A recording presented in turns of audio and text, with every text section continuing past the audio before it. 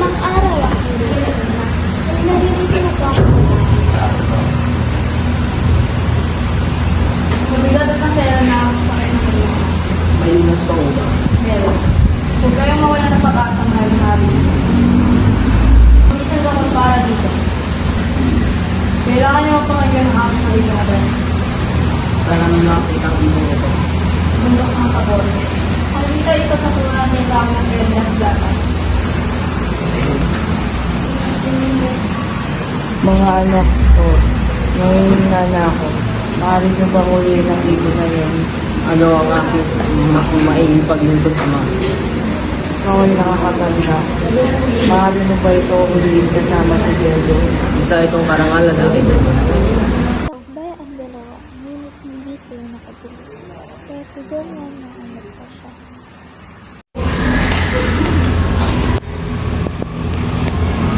Ama, nais ko kayong gumaling. Maaari niyo po ba akong payagan sa bundok Tabor upang hanapin at huliin ang aking mga kapatid? Hindi maaari anak. Ikaw na lamang natitira sa akin. At kung ikaw'y mawawala ka, tiyak akong mamakasalina. Ngunit ama, ang makita kang ganyan ay mas mahirap sa akin.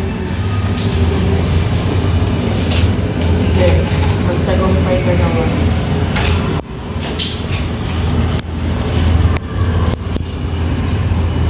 Ang ginawa niya, nahanap niya ang ibang Adarna at iniligtas ang kanyang mga kapatid. Ngunit nadala pa rin sa selos ang kanyang mga kapatid at nagtangkang gumawa ng hindi mabuti sa kanya. Maganda na naman lakad ni Bunso. Siya, mapapasa ka na naman ng parangal ni Ama. Musay si Donawan, kuya. Wala tayong magagawa doon. Hindi ba nakakasama ng loob? Siya na naman laging bida. Anong ibig mo sabihin, kuya? Patayin na lang natin siya para wala nang gumulo sa atin. Ang ganda ng tanging paraan. Magaling. Mga kuya, tayo na tayo.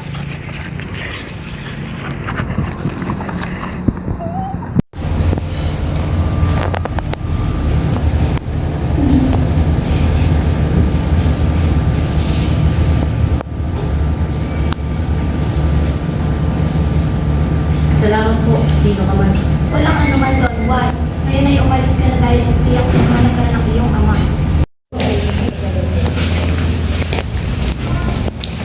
Mga anak ko, nagbalik kayo. Narito na po ang ibon. Bakit parang matang na yung ibon? Tay! Tay!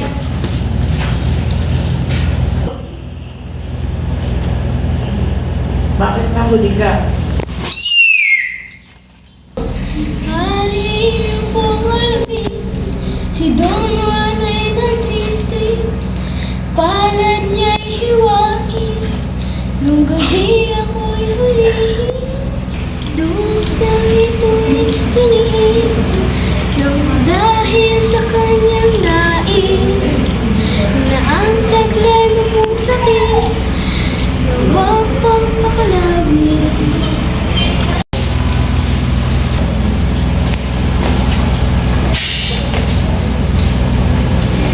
Anong ginawa niya sa inyong kapatid?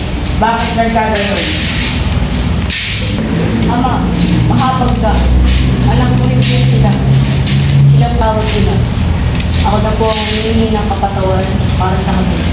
Kung iyon ang iyong nais, papatawarin ko rin sila.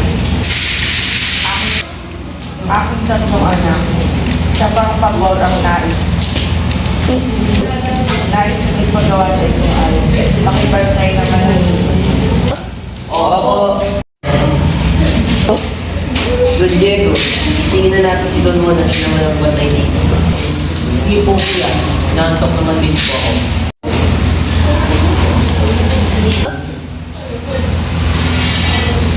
Ikaw naman magbantay dito.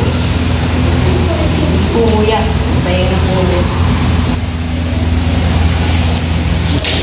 Tingnan mo to.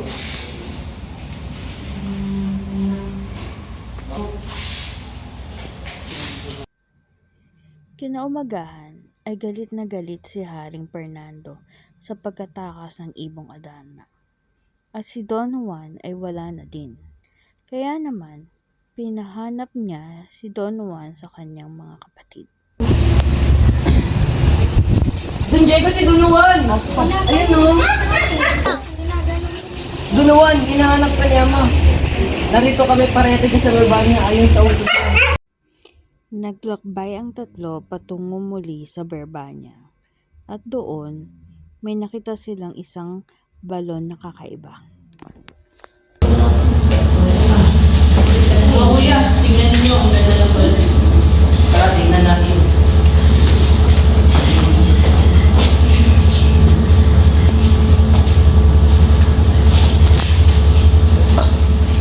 Hindi ko naabot mga kapatid. Masyadong madilim. Hindi kuya ka lang sa nagkakaroon.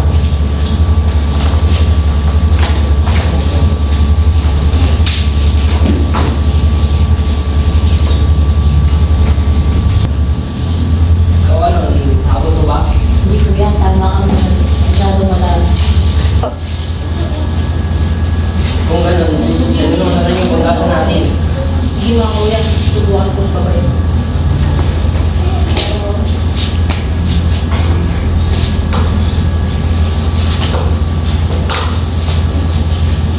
At si Don Juan lamang ang nakarating sa pondo ng balon. Tulong! May isang higanteng nakabantay sa akin. Tulungan niyo ako makatakas.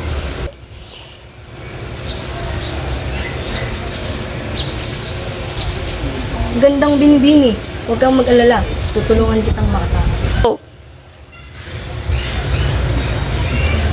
Sino ka? At kung itatakas mo ang aking prinsesa, kailangan mo patayin at kalabanin.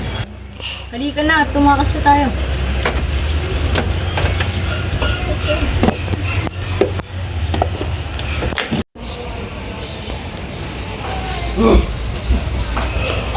Danuan!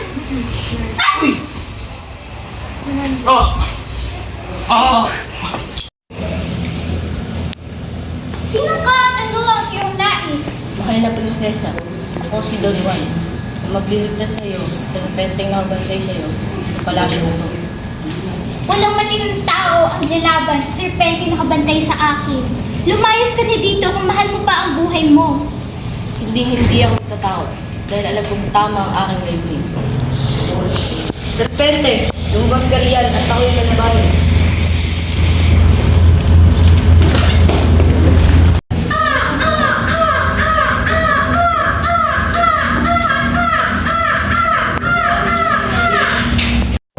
Kumain ka na ba? Hindi pa ba? Gandang hapon, mga Gandang hapon din sa iyo. Ano ang nais mo aking ginoo? narito po ako humingi ng kamay yung pinamang anak si Don Juan. Ngayon, maaari mo pa akong bigyan ng pabor? Lahat ay gagawin para sa manipong hari at sa manipong prinsesa. Kung gayan, narito ang buto ng trigo. Tanim mo ito sa gabi nito, sa gabi nito rin ang iyong aanin. Gagawin mo itong tinapay. Susunod po ang lahat. O siya, maiwan mo na kita at kami matutulog na. Tapos iyon, isinubok pa rin ni Haring Salermo si Don Juan. Naging mahigpit ang mga pagsubok na ibinigay ni Haring Salermo kay Don Juan. Sa halip, lahat ng iyon ay nagtagumpay si Don Juan dulong na mahika ni Maria Blanca. Ngunit, may nalaman si Maria Blanca na plano ipakasal ni Haring Salermo si Don Juan sa isang Inglaterra. Hindi maaari tayo umalis dito, Don Juan. Tumakas na tayo, mahal na prinsesa. Aking iniibig, huwag mangamba. Bumalik ka na muna sa inyong kahayaan. Ngunit ipangako mo lamang sa akin na hindi ka natakot sa kung sino mong babae. Pangako, aking mahal. Ngunit hindi nila alam na isinumpa ni Haring Salermo si Don Juan na pag may unang babae ang tumingin sa kanyang mata, ay malilimot niya lahat ng alaala nila ni Maria Blanca. Don Juan, kaya tanggap po ba si Prinsesa bilang ang iyong asawa? Opo. Itigil ang kasal! Don Juan, hindi mo ba ako naalala? Hinihintay kita muli sa iba ka na magpapakasal? Sino ka? Bakit ka nandito? Ano ang iyong pangalan? Maria Blanca, anak ng hari sa De Los Cristales. Maria Blanca? Tunay nga, ikaw ang aking layunin. Natuloy ang kasalan at hinirang ni Haring Fernando na bagong hari at reyna ng kahariang Barbania sina Don Juan at Doña Maria Blanca. Tumutol sila sa huli sapagkat babalik daw sila sa kaharian de los Cristales, kaya't nauwi ang trono kina Don Pedro at Doña Leonora. Ang dapat ay maging tapat sa asawang minamahal. At ang tangi mong pag-ibig, iukol sa kanya lamang. Don Pedro, tinatanggap ko ba si Doña Leonora sa iyong buhay? Opo, tinatanggap ko po si Doña Leonora bilang aking asawa. Doña Leonora, tinatanggap ko ba si Don Pedro sa iyong buhay? Opo, tinatanggap ko si Don Pedro sa aking buhay. You may now kiss the bride. Sina Don Juan at Doña Maria Blanca ay bumalik na sa kahariang de los Cristales at silang dalawa ang namuno roon. Natapos na ang kwento at ayon ang alamat ng Ibong Adarna.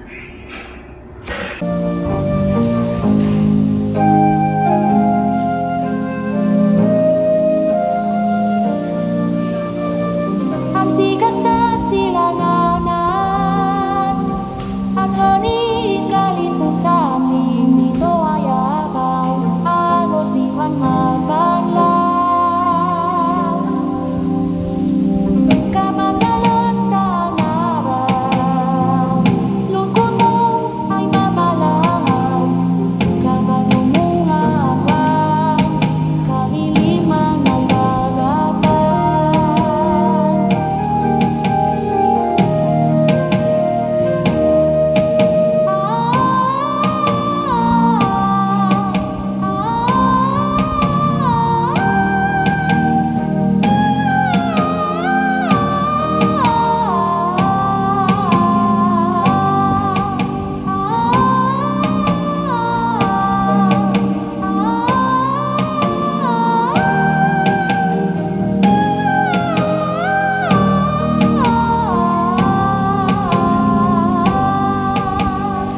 Panawitin ko ay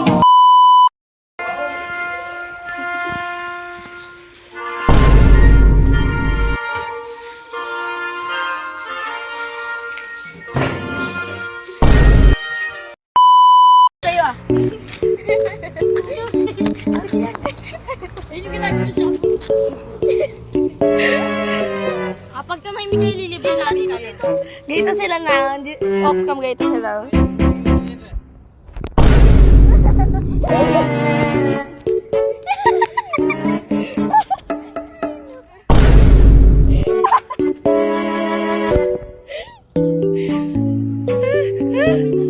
Si Mama.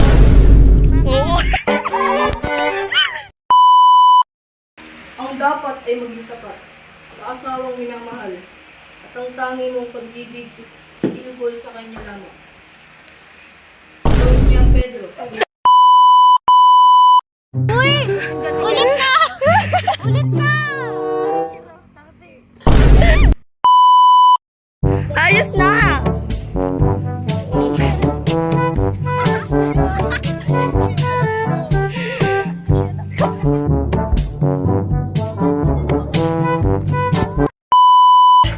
Pati hotdog, tinuloy.